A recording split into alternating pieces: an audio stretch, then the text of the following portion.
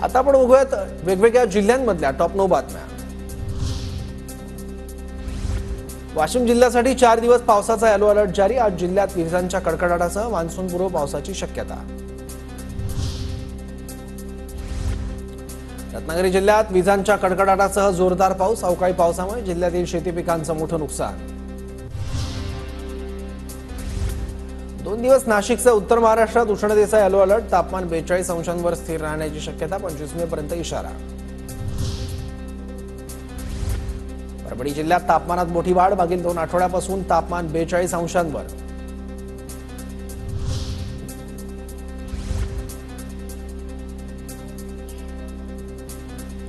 वाशिम कृषी बाजार समितीत सोयाबीनची तब्बल 6500 क्विंटल आवक। मात्र दरात घसरण। सोयाबीनला अवघा 4000 रुपये दर।